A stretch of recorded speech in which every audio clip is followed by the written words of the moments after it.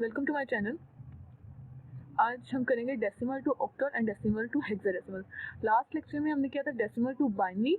अब decimal to binary किया था तो हमने डेसिमल नंबर को 2 से तब तक डिवाइड किया था जब तक ये 0 नहीं आ जाता आंसर में, और जो उसकी रिमाइंडर थी वो हमारा बाइनरी, उसका बाइनरी कन्वर्जन था। बाइनरी नोटेशन में हमारा आंसर आ गया था। जब हम ऑक्टल या हेक्साडेसिमल की बात करते हैं, क्योंकि बाइनरी की बेस 2 है तो 2 से डिवाइड किया, अब ऑक्टल की बेस 8 है तो 8 से डिवाइड करेंगे, और हेक्साडेसिमल की बेस 16 है तो इसको 16 से डिवाइड करेंगे।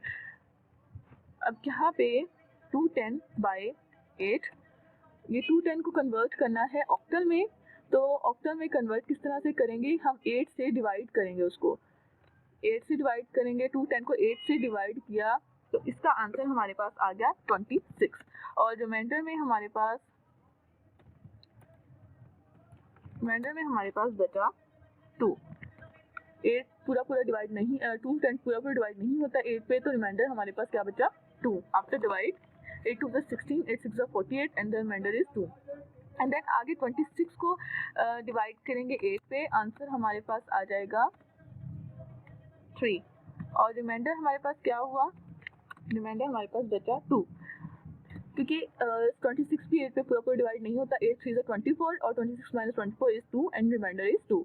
And then 3 divided by 8, 8 0 times 0 and 3 - 0 हमारे पास क्या आता है 3, तो रिमाइंडर हमारे पास क्या बचा 3। अब मैंने आपको बताया था कि किस तरह से जो है हम इसको ऑक्टल नोटेशन किस तरह से लिखते हैं। यहाँ पे हमारे पास ये है बेस 10 में, ठीक है। अब इक्वल्स टू हमारे पास आएगा, क्योंकि हमने इसको जो है लास्ट नंबर से स्टार्ट करना, तो ये लास्ट वाला रिमाइंडर इससे, तो ये लास्ट क्या था हमारे पास 3 एंड देन 2 एंड देन 2, तो ये हमारे पास आ गया है हमारा ऑक्टल नोटेशन। इसकी बेस क्या है 8, तो ये हमारा binary to octal notation conversion हो गई है। अब यहाँ पे इस तरह से फ्रैक्शन नंबर्स को ऑक्टल में या हेक्साडेसिमल में किस तरह से चेंज किया जाता है वो मैं आपको बताऊंगी। उससे पहले हम कर लेते हैं डेसिमल टू हेक्साडेसिमल कन्वर्जन। तो डेसिमल टू हेक्साडेसिमल कन्वर्जन किस तरह से होगी, डेसिमल टू हेक्साडेसिमल कन्वर्जन जैसे डेसिमल टू ऑक्टल हुई है, ऑक्टल की बेस 8 है, हेक्साडेसिमल की बेस 16 होती है, तो डेसिमल नंबर को किससे डिवाइड करेंगे, 16 से डिवाइड करेंगे। यहाँ पे एक नंबर ले लेते हैं हम, नंबर फॉर एग्जाम्पल हमारे पास है 1228, इसको हमने कन्वर्ट करना है हेक्साडेसिमल नोटेशन में, क्योंकि अब हमारे पास जो है इसकी बेस 16 है, तो हम कैसे करेंगे 1228 को डिवाइड करेंगे 16 पे, जो कि इसके बाद हमारे पास आंसर आ जाता है 76। 76 और रिमाइंडर में हमारे पास क्या बचेगा 12।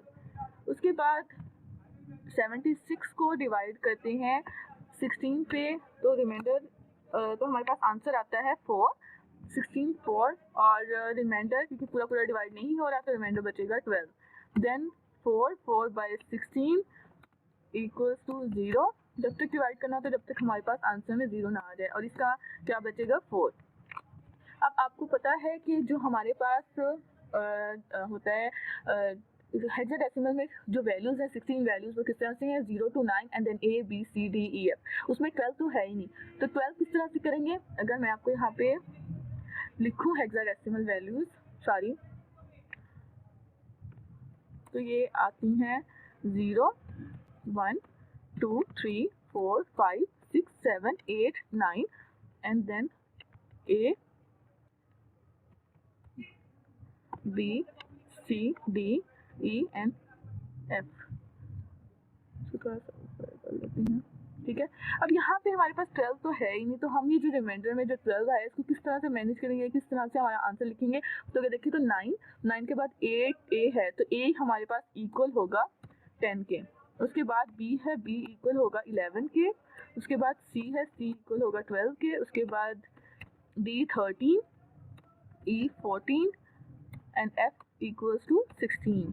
तो यहाँ पे 12 है, 12 का क्या मतलब है, 12 के मतलब है 12 इक्वल होगा C के, ठीक है। इसी तरह 12 इक्वल होगा C के, और फिर 4 तो है हमारे 16 वैल्यूज नंबर्स में, तो इसका आंसर फिर किस तरह से आएगा 1228 जो डेसिमल में है उसकी आएगी हमारे पास हेक्साडेसिमल नोटेशन क्या आएगी 4cc 4cc। तो ये हमारे पास था decimal number with the base 10 और ये था hexadecimal number with the base 16।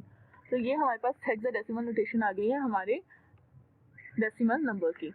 तो इस तरह से अगर हमारे पास 9 से ज़्यादा वैल्यूज़ आ जाती हैं हेक्साडेसिमल में 16 तक आ सकती है और 16F 14E 13D 12C 11B and 10A। तो इस तरह से decimal to hexadecimal decimal to octal change होगा by dividing 8 and 16।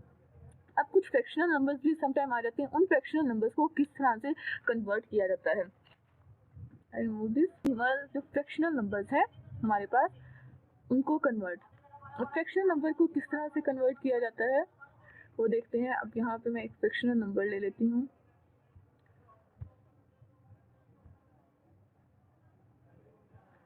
Fractional number यहाँ पे ले लेते हैं, फ्रैक्शनल नंबर फॉर एग्जांपल 0.1408 0.1408। तो जो फ्रैक्शनल पार्ट है उसको किस तरह से ऑक्टल या हेक्साडेसिमल में कन्वर्ट किया जाता है। अब हम क्या कर रहे थे कि जो डेसिमल सिंपल डेसिमल नंबर था उसको by dividing with the base हम उसको कन्वर्ट कर रहे थे। अब डिवाइड बेस के साथ डिवाइड करके उसके बाद जो भी रिमाइंडर्स आते हैं वो हमारे पास हमारी नेक्स्ट नोटेशन होती थी। अब फ्रैक्शंस में किस तरह से करते हैं, फॉर एग्जांपल 0.1408 है एक फ्रैक्शनल नंबर, तो उसमें हम डिवाइड करते थे और फ्रैक्शनल वाले पार्ट को करने के लिए हम करेंगे मल्टीप्लाई। मल्टीप्लाई किससे करेंगे, अगर हम ऑक्टल में चेंज करें तो मल्टीप्लाई बाय 8 करेंगे। अब मल्टीप्लाई बाय 8 करने के बाद हमारे पास आंसर आता है 1.1264। अब जो 1264 आता है, लेकिन इसमें से किस तरह से हमारा जो है ऑक्टल नंबर निकलेगा, जो ये 1 है न पॉइंट जो फ्रैक्शनल पार्ट नहीं है, जो हमारा सिग्निफिकेंट नंबर है 1, इसको ये जो हमारे पास होगा ये हमारा आंसर होगा। इसको हम साइड पे कर लेंगे। ये हमारे पास जो 1 बचा है ये विद आउट जो फ्रैक्शनल पार्ट है उसको सेपरेट कर लेंगे और इस 1 को सेपरेट कर लेंगे। तो इस 1 की जगह आ जाएगा 0 और जो हमारे पास हमारा आंसर होगा वो होगा 1। नेक्स्ट हमारे पास क्या आया है 0.1264 मल्टीप्लाई बाय 8। अगेन उसको 8 से मल्टीप्लाई करेंगे तो हमारा फ्रैक्शनल पार्ट है और जो फ्रैक्शनल पार्ट को 8 से मल्टीप्लाई करने के बाद आंसर आता है 1.0112। लेकिन जो हमें सिर्फ फ्रैक्शनल पार्ट के अलावा जो पॉइंट से पहले वाला नंबर है वो हमारा आंसर होगा, उसको हम लिखेंगे यहाँ साइड पे 1, हमारा 1। तो ये जो है यहाँ पे क्या आ जाएगा 0। तो फ्रैक्शनल पार्ट बाकी बच जाएगा, फ्रैक्शनल पार्ट हमारा आंसर होगा और इसके अलावा जो होगा वो हमारा ऑक्टल रिप्रेजेंटेशन में ऑक्टल नोटेशन में आएगा। इसी तरह नेक्स्ट आ जाता है, इसको तब तक करते रहना है जब तक 0 नहीं आ जाता। तो आंसर हमारे पास आता है 0.0896। तो यहाँ पे क्या आ जाएगा 0। तो क्योंकि यहाँ पे आंसर ही हमारे पास पॉइंट से पहले 0 था तो हमारे पास जो बचा है वो भी 0 है। तो 0.0896 को अगेन करेंगे 8 से मल्टीप्लाई तो आंसर आएगा 0.7168। तो यहाँ पे भी 0 ही बचा है तो यहाँ पे आ जाएगा 0। नेक्स्ट आ जाएगा 0.7168 मल्टीप्लाई बाय 8। तो यहाँ पे भी क्या बचा है, यहाँ पे हमारे पास आंसर आया है 5.7344 5.7344। क्योंकि ये जो 5 है ये तो हमारा ऑक्टल नोटेशन में आ जाएगा तो यहाँ से ये रिमूव हो जाएगा, हमें आंसर सिर्फ हमारा क्या होगा फ्रैक्शनल पार्ट। तो ये 5 आ जाएगा यहाँ पे। जिस तरह हमारे जो इंटेग्रल पार्ट होगा यानी 1.1264 1.02 1.2 1.08 0.00 यानी जो हमारे आंसर का इंटेग्रल पार्ट होगा वो हमारा रिजल्ट होगा। जैसे 1 यहाँ पे 1 यहाँ पे 0 यहाँ पे 5 और जो फ्रैक्शनल पार्ट होगा उसको मजीद 8 से मल्टीप्लाई करते रहेंगे। तो पास 0.7344 को 8 से मल्टीप्लाई करने के बाद हमारे पास आया है 5.8752। तो 5 जो है 5 तो हमारा इंटेग्रल पार्ट है, उस इंटेग्रल पार्ट को एज ए रिजल्ट साइड पे कर लेंगे, बाकी फ्रैक्शनल पार्ट लिख लेंगे 8752 0.8752 और ये 5 आ गया साइड पे। देन नेक्स्ट है हमारे पास 0.8752, इसको मल्टीप्लाई करें 8752 फ्रैक्शनल पार्ट को अगेन मल्टीप्लाई किया 8 से तो आंसर हमारे पास आया है 0.0016। इसलिए आंसर हमारे पास है 7.0016। तो 7.0016 में से जो 7 हमारा इंटीग्रल पार्ट है वो हमारे एज रिजल्ट साइड पे आ जाएगा। इसी तरह आप जो है इसको करते रहें जब तक हमारा आंसर 0 नहीं आ जाता, क्योंकि फ्रैक्शनल पार्ट है तो अप्रोक्सीमेट आंसर हम यहाँ पे लिख लेंगे, मजीद करने के बजाय आगे सोन चलता रहेगा। तो अप्रोक्सीमेट आंसर हमारे पास फ्रैक्शन डेसिमल नंबर का क्या आया है 0.1408 की आफ्टर ऑक्टल कन्वर्जन क्या आंसर आया है, क्योंकि वहाँ पे जब हम इंटीग्रल पार्ट या सिंपल डेसिमल नंबर को ऑक्टल या हेक्साडेसिमल या बाइनरी में कन्वर्ट करते थे तो हम लास्ट वाले से स्टार्ट करते थे, लास्ट वाले से ऊपर वाले रिमाइंडर्स जो है वो लास्ट वाला रिमाइंडर पहले, फिर उससे ऊपर सबसे लास्ट वाला डिजिट पहले लिखते थे। अब यहाँ पे हमने क्या करना है, जो हमने इसको स्टार्टिंग से करना है, क्योंकि हमारा फ्रैक्शनल पार्ट है तो फ्रैक्शनल पार्ट में हम जब करेंगे तो उसको आंसर स्टार्टिंग से लिखना स्टार्ट करेंगे, जैसे 1 1 1 0 0 5 5 7। इसमें हमने किया है मल्टीप्लाई, और मल्टीप्लिकेशन के केस में जब हम फ्रैक्शनल पार्ट को मल्टीप्लाई करें तो आंसर्स फर्स्ट से स्टार्ट करेंगे। ये हमारा एक अप्रोक्सीमेट ऑक्टल नंबर आ गया हमारे फ्रैक्शनल पार्ट का। तो ये हमारे यहाँ पे 10 और ये हमारा बेस 8 में आंसर आ गया है, ठीक है।